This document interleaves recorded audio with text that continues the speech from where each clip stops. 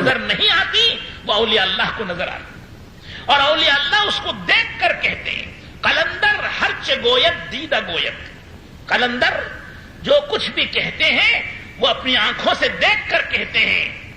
حضرت خواجہ نظام الدین قلندر اعظم ہیں، تمام قلندروں کے قلندر ہیں، اور انہیں آگے کی چیز نظر آ رہی ہے۔ کیا نظر آیا کہ وہ دلی پہنچ ہی نہیں سکے گا۔ چنانچہ سفر سے جب واپس آیا وہ دلی دروازے کے قریب، تو دلی دروازے کا شہر میں داخل ہونے کے دروازے پر جو بڑا پتھر تھا خود بخود گرا اور بادشاہ کا سر کچلا گیا، اور اسی دروازے پر وہ مر گیا، دلی میں داخل نہیں ہو سکا۔ یہ مطلب تھا ہنوز دلی دورست کا، کہ دلی تو دور ہے، دلی وہ پہنچ ہی کہاں سکے گا جو ہم سے بدلہ لے گا۔ یہ اللہ والوں کی باتیں ہوتی ہیں کہ ان کو وہ نظر آتا ہے جو عام انسانوں کو نظر نہیں آتا۔ اسی طرح اللہ والے قبروں پر جاتے ہیں زیارت کے لیے، اور وہ قبر پر بیٹھ کر قبر میں رہنے والی میت سے بات کرتے ہیں۔ قبر میں جو لیٹے ہوئے بزرگ ہیں، جو لیٹی ہوئی حضرت ہیں، ان سے وہ بات کرتے ہیں، مراقبہ کرتے ہیں، ان سے ملتے ہیں۔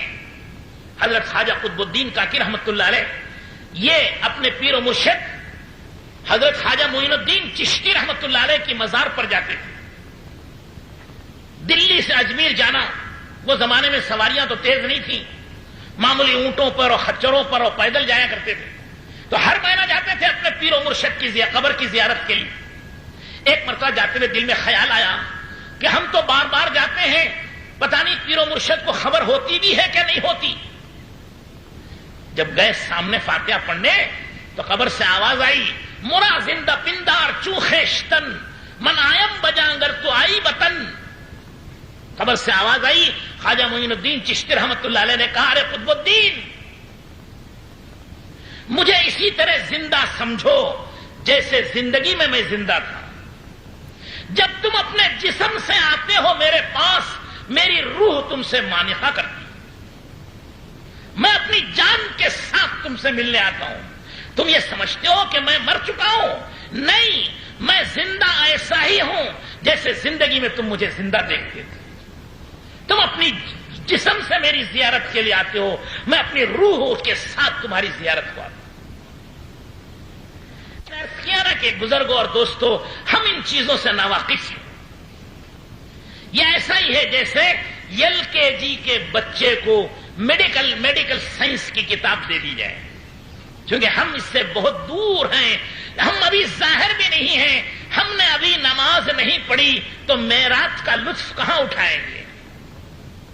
ارے جو نماز کی پابندی سے پڑھے گا وہ معراج کا لطف اٹھائے گا۔ معراج کا لطف کیا ہے؟ اللہ کی دیدار کرے گا، روحانی دیدار کرے گا، اللہ سے بات کرے گا، اللہ سے قریب ہو کر قربت حاصل کرے گا۔ حدیث میں آتا ہے الساجد یسجد بین قدمی الرحمن، جب بندہ سجدہ کرتا ہے تو اتنا قریب ہوتا ہے جیسے بچہ ماں کی گود میں ماں سے قریب ہوتا ہے۔ حدیث کے الفاظ کا ترجمہ ہے جب بندہ سجدہ کرتا ہے تو اللہ کے قدموں پر اس کا سر ہوتا ہے۔ وہ کیفیت کب ملے گی؟ جب نماز پڑھے گا۔ نماز ہی نہیں پڑھے گا تو وہ کیفیت کہاں ملے گی؟ وہ قرب کا نصیب ہوگا، وہ تعلق کا نصیب ہوگا، وہ معرفت کا نصیب ہوگی، وہ دیدار کا نصیب ہوگی۔ جب پھل لگے گا جبھی تو اس میں خوشبو آئے گی اور رس آئے گا، جوس آئے گا۔ پھل ہی نہیں ہے تو پھر جوس کہاں آئے گا؟ اس میں رس کہاں آئے گا؟ خوشبو کہاں آئے گی؟ پہلے ظاہری ڈھانچہ تو بناؤ۔ کیا کہ حضرت صابر کلیری رحمت اللہ علیہ 11 سال کی عمر میں لنگر کے چیف بن گئے۔ لنگر سینکڑوں لوگوں کو کھانا کھلانا، حضرت نے پورا نظام ان کے ہاتھ میں دے دیا تاکہ بے تکلف یہ بھی کھا لیا کریں۔ 12 سال تک لنگر کی خدمت کی۔ ماں دیکھنے کے لیے آئی، اپنے بیٹے کو دیکھا تو وہ بالکل گھٹ گیا اور کانٹا ہو گیا ہے۔ کہا بیٹا کھانا نہیں کھاتے ہو؟ کہا ماں مامو جان نے مجھے لنگر کی خدمت پر ناظم بنایا ہے. لایا حضرت نے، حضرت خواجہ فرید الدین گنج شکر رحمت اللہ علیہ نے کہا علاء الدین تم نے کھانا نہیں کھایا؟ کہ اللہ کی قسم 12 سال سے ایک دانہ نہیں کھایا. کہ پھر کہ دن بھر روزہ رکھتا ہوں، جب رات ہو جاتی ہے اندھیرا اور سناٹا چھا جاتا ہے میں جنگلوں میں جا کر پتے کھا کے آتا ہوں. 12 سال گزرے، کہنے لگے علاء الدین تم بڑے صابر ہو. یہ پیر و مرشد کی طرف سے لقب ملا صابر کا. یہ وہیں سے صابر مشہور ہو گئے. آپ کا نام لوگ کم جانتے ہیں، صابر کا نام زیادہ جانتے ہیں. علاء الدین نام ہے وہ بہت کم جانتے ہیں، لیکن صابر کلیری کے نام سے مشہور ہے. اور اللہ جل شانہ نے وہ قوت جلال و جمال سنا کبھی؟ جلال کہتے ہیں تیزی کو، غصے کو، اور جمال کہتے ہیں محبت کو، نرمی کو، پیار کو. اللہ کی دونوں صفت ہیں یہ، وہ جلال بھی ہے وہ جمال بھی ہے. اور آقا رحمت صلی اللہ علیہ وسلم جلال نہیں جمال ہی جمال ہے. لیکن بزرگان دین اور اولیاء اللہ میں کچھ وہ ہیں جن پر جلال کا غلبہ ہوتا ہے اور کچھ وہ ہیں جن پر جمال کا غلبہ ہوتا ہے. حضرت صابر کلیری رحمت اللہ علیہ پر جلال کا غلبہ تھا. مجاہدے پر مجاہدہ، مجاہدے پر مجاہدہ، تکلیف پر تکلیف، مشقت پر مشقت برداشت کرتے کرتے قوت اتنی روحانی پیدا ہو گئی تھی کہ وہ اپنے ساتھ کسی کو رکھنا نہیں پسند کرتے. حضرت خواجہ فرید الدین گنج شکر رحمت اللہ علیہ سے ان کی بہن نے کہا تمہاری لڑکی سے میرے لڑکے کا نکاح کرا دو. پیر صاحب نے کہا کہ علاء الدین لڑکی کو نہیں برداشت کرے گا، وہ بیوی کو نہیں برداشت کر سکے گا. تو بہن نے کہا کہ ہاں ہاں تم بہانے کرتے ہو، میں غریب و بیوہ عورت ہوں اس لیے تم یتیم بچے کی شادی نہیں کرنا چاہتے ہو. کسی بڑے گھرانے میں جیسے عورتوں کی عادت ہوتی ہے بولنے کی، تو بولنے لگی. تو حضرت نے کہا اچھا بابا چلو ہم اپنی بچی کا نکاح کر دیں. مشکل سے نکاح کرا دیا. رات آئے بڑی دیر میں تہجد پڑھ کر، تو بیوی کو پہچان مشکل ہو گئی. کہنے لگے کون ہے؟ کہا میں بیوی ہوں تمہاری. ابھی تو نکاح قبول کیا تم نے آج. کہا نہیں، اس دل نے ایک محبت کے ساتھ دوسری محبت کو جگہ نہیں ملے گی. ایک آہ کھینچی تو اس عورت کے دل سے جو کچھ بھی دنیا کی محبت تھی وہ جل کے راکھ ہو گئی. بیوی نہیں جلی. بعض لوگوں نے حضرت کی کرامتوں میں یہ بھی بیان کرنا شروع کر دیا ہے کہ ایک آہ پر حضرت کی بیوی جل گئی. بیوی نہیں جلی، محبت کی آگ لگی. کس میں؟ دل میں. کس کو جلایا؟ اللہ کے غیر کو جلا دیا. اللہ باقی ہے. ورنہ اپنے پیر و مرشد کا احترام اور ان کی اولاد کا احترام تو واجب ہے. پھر بعض بزرگوں کا کہنا ہے کہ ان کی اولاد بھی ہوئی، لیکن یہ تو صابر ہے. ان کو نہ کھانے کی فرصت نہ بات چیت کی فرصت، بس کبھی اللہ کا حکم سمجھ کے حق ادا کر دیا، کھا لیا، کبھی پی لیا کبھی نہیں. گھر میں فاقہ، جوان بچہ، چہرہ پیلا ہو گیا، زرد پڑ گیا. پوچھا بیٹے کیا بات ہے؟ کہنے لگے 3 دن ہو گئے کچھ کھایا نہیں. مرید نے بہت سا مال حضرت صابر کلیری رحمت اللہ علیہ کی خدمت میں پیش کیا کہ حضور فاقے کیوں جھیلتے ہیں؟ ہم آپ کے خادم موجود ہیں، آپ حکم کریں ہم آپ کے گھر کو سونے چاندی سے بھر دیں گے. یہ کھانا ہے، اسے نوش فرمائیں، آئندہ ہم آپ کی خدمت کریں گے. حضرت نے دیکھا کہ میرے حال کی خبر کس نے کی ہے، اور فوراً بد دعا کی کہ جس نے میرے حال کی خبر کی ہو وہ مر جائے. اچانک جوان بچے کا انتقال ہو گیا. اسی کو کہتے ہیں جلالی پیر تھے. جلال کس میں؟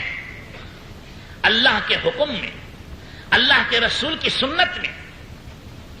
حضرت خواجہ فرید الدین رحمت اللہ علیہ نے ان کو خلافت دی اور دلی کی ولایت دی، دلی کا مالک بنا کر بھیجا. لیکن یہ کہا کہ میرے بڑے خلیفہ شیخ جمال الدین ہانسی ہیں، ان سے ذرا سائن کرا لینا، تصدیق کرا کے جانا دلی. وہ گئے مغرب کے وقت، کہا اس پہ دستخط کر دیجئے کہ مجھے حضرت پیر و مرشد نے دلی کی ولایت دی ہے، روحانی ولایت. لائٹ چلی گئی تھی جیسے اب چلی گئی، چراغ تھا نہیں. کہنے لگے ٹھہر جاؤ، چراغ تو آنے دو، پھر دستخط کروں گا. تو حضرت نے اس بجھے ہوئے چراغ کو، ماچس نہیں تھی، پھونک ماری. حضرت کے جلال کی گرمی سے وہ چراغ جلنے لگا. اللہ نے اس پھونک کے اندر دونوں تاثیر رکھی ہے، ٹھنڈا بھی کرتا ہے، گرم بھی کرتا ہے. دیکھا نہیں دیکھا؟ آنکھ میں کچرا پڑ جائے، کپڑے میں پھونک کے آنکھ میں لگاتے ہیں، وہ ٹھنڈک پہنچتی ہے؟ نہیں پہنچتی. اور آگ ٹھنڈی ہو جائے چولہے میں تو اس کو پھونک مارتے ہیں تاکہ وہ تیز ہو جائے اور وہ جلنے لگتی ہے.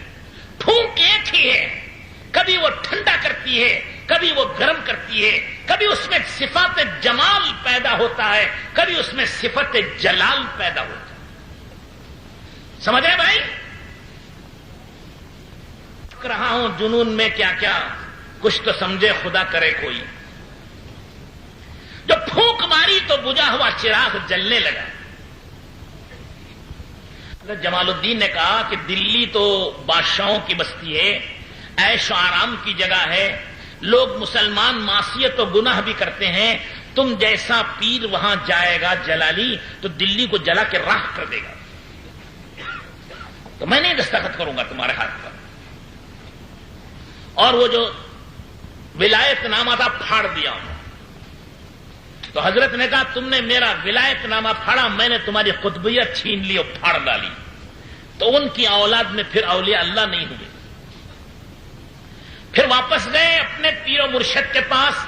تو پھر انہوں نے کہا اچھا ٹھہر جاؤ، کچھ اور جگہ آپ کو دے دیں گے. پھر اس کے بعد کلیر شریف، کلیر یہ سہارنپور کے پاس، رڑکی، اب نہ رڑکی کا پتہ نہ سہارنپور کا پتہ یہاں کے لوگوں کو. بہرحال سہارنپور تو ایک مشہور جگہ ہے، وہ تو کچھ لوگ سمجھتے ہیں. تو اسی کا ایک تعلق ہے رڑکی، اسی کے شمالی جانب یہ کلیر شریف ہے. یہاں کی ولایت دی. یہاں نواب رہتے تھے، بڑے بڑے ٹھاکر، بڑے چودھری، بڑے سورما، بڑے گھمنڈی لوگ، متکبر لوگ. نماز کو بھی آتے تو سوار ہو کر اونٹوں پر آتے تھے، گھوڑوں پر آتے تھے. سب کی جگہ مقرر تھی صف کے اندر، کوئی دوسرا آتا تو اس کو اٹھا دیتے. حضرت نے 1 سال مسلسل محنت کی، لیکن ان کی محنت کا، ان کی دعوت و تبلیغ کا کوئی اثر گاؤں والوں پر نہیں پڑا. گاؤں والوں نے کہا ہمارے گاؤں سے چلے جاؤ، تمہاری تبلیغ کی ضرورت نہیں ہے، ہم خود نمازی ہیں پہلے سے. حضرت نے کہا مجھے اپنے پیر و مرشد نے یہاں کی ولایت دی ہے، تم میری بات مان جاؤ، تم ترقی کرو گے، حفاظت ہوگی، اللہ خیر و برکت دیں گے. لیکن انہوں نے کہا ہمیں کوئی ضرورت نہیں. جمعے کی خط لکھا حضرت کو کہ حضرت مجھے تو کوئی نہیں پوچھتا، کوئی نہیں مانتا، مجھے تو بھگا دیتے ہیں، جمعے کی نماز پڑھنے بھی جگہ نہیں ملتی، کیا کروں؟ کہ صبر کرو، سمجھاؤ. گاؤں والوں کے نام، کلیر شریف کے نام بھی، وہاں کے جو رئیس تھا، امیر تھا، اس کے نام پر بھی خط لکھا کہ میں نے علاؤ الدین صابر کو تمہارے ہاں بھیجا ہے، تم اس کی بات مانو، یہ ولایت اسی کے ماتحت رہے. لیکن کسی نے نہیں مانا. 1 بار 2 بار 3 بار خط لکھے. حضرت نے کہا بھائی نہیں مانتے تو اب تمہیں اختیار ہے، جو چاہے کرو. سمجھانے کی حد ہو گئی. سمجھانا جس حد تک تھا وہ سمجھا چکے، اب نہ سمجھے تو کیا کیا جائے. بچے کو سمجھانے کی حد ہوتی ہے. باپ سمجھا کے کہتا ہے، منع کے کہتا ہے، تھوڑی میں ہاتھ دیتا ہے، پیر پکڑتا ہے، معافی مانگتا ہے کبھی کبھی، لیکن مان کے ہی نہ دے تو پھر باپ بھی سوچتا ہے کہ اسے ختم کرو. اگر کوئی جلالی باپ ہوگا تو ختم کر دے گا، نہیں تو گھر کے باہر نکال دیتا ہے، اخبار میں دے دیتا ہے کہ میرا بیٹا نہیں، اس سے میرا کوئی تعلق نہیں. تو حضرت خواجہ فرید الدین گنج شکر رحمت اللہ علیہ نے اپنے ہونہار بھانجے کو اور خلیفہ سے کہا کہ تم اس ولایت کے مالک ہو، جو چاہے کرو. جمعے کی نماز کے لیے حضرت صبح سویرے گئے، بیٹھ گئے امام کے پیچھے. تھوڑی دیر میں ایک آدمی آیا، کہا پیچھے ہٹو، پیچھے ہٹو، یہ میری جگہ ہے. پیچھے ہٹ گئے. دوسری صف میں بیٹھے، دوسرے نے کہا پیچھے ہٹو، یہ میری جگہ ہے. تیسرا، چوتھا، 5واں، مسجد ختم ہو گئی، صحن ختم ہو گیا، فٹ پاتھ پہ آ گئے باہر گلی میں. جماعت کھڑی ہو گئی، نماز ہونے لگی. حضرت کو جگہ نہیں، مسجد کے باہر ہو گئے. لوگوں نے دھکے دے دیے تو حضرت کھڑے رہے کہ کیا کیا جائے. جب امام نے سجدہ کیا اور تمام لوگ سجدے میں گئے تو حضرت نے کہا اری مسجد تو کیا کھڑی دیکھ رہی ہے، تو بھی سجدہ کر۔ یہ کہنا تھا، پوری مسجد جڑ سے گر پڑی، فاؤنڈیشن کے ساتھ، پہیے کے ساتھ گری، اور جتنے لوگ نمازی تھے سب شہید ہو گئے۔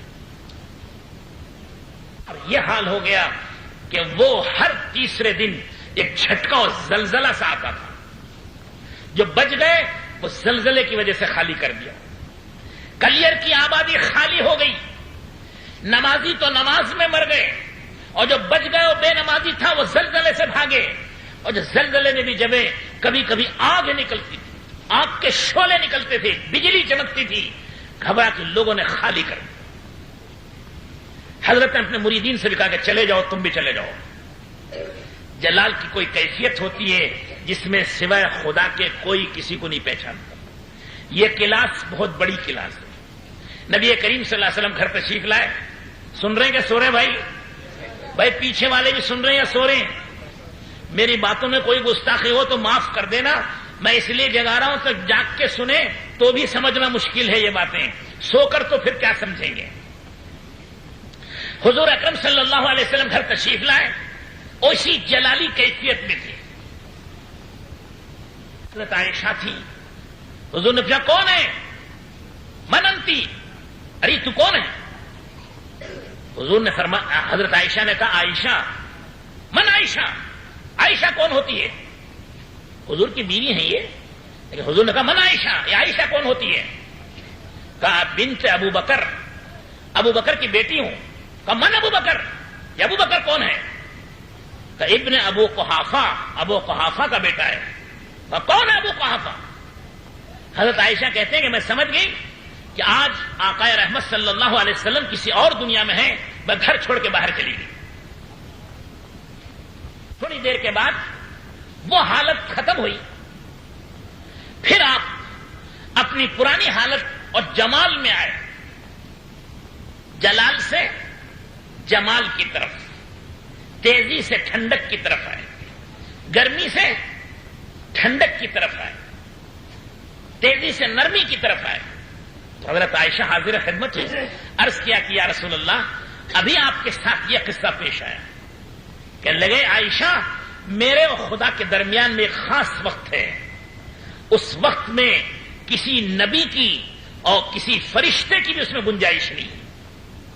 عائشہ تو عائشہ، اگر کوئی فرشتہ بھی میرے ساتھ نہیں ٹھہر سکتا اس وقت۔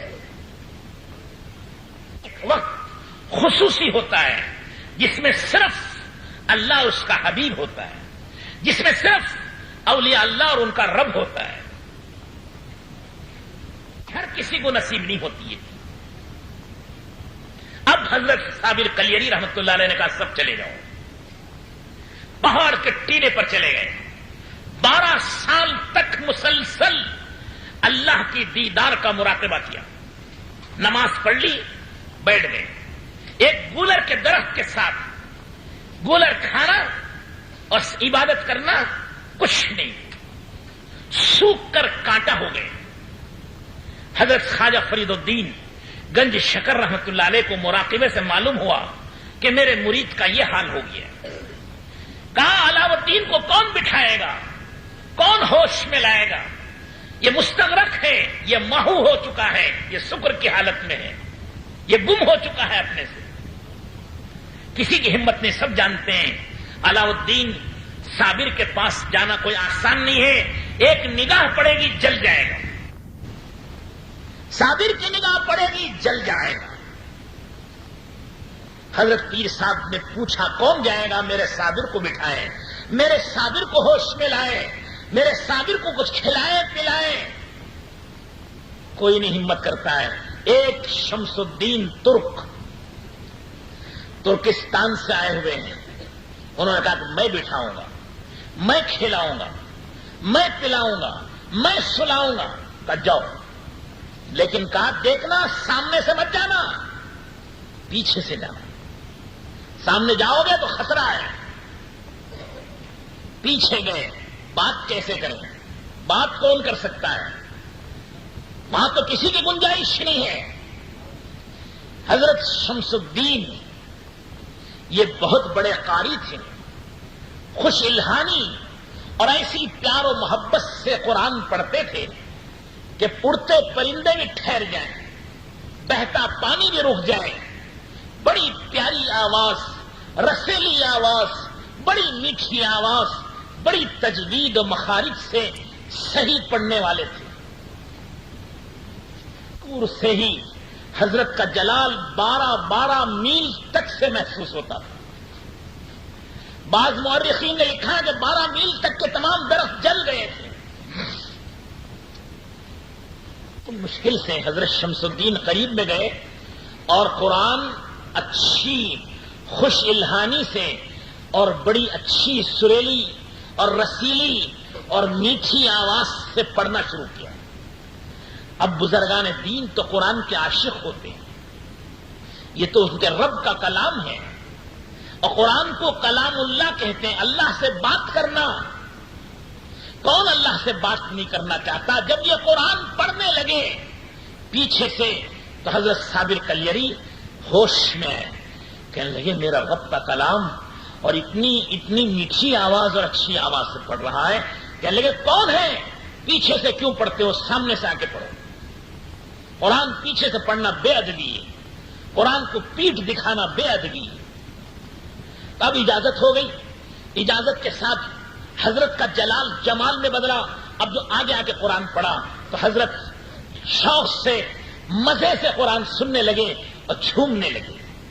تھوڑی دیر ہو گئی، کہنے لگے شام ہو رہی ہے، مجھے کھڑا نہیں جاتا آپ کے ساتھ، میں تو تھک گیا ہوں، میں بیٹھ کے پڑھوں گا۔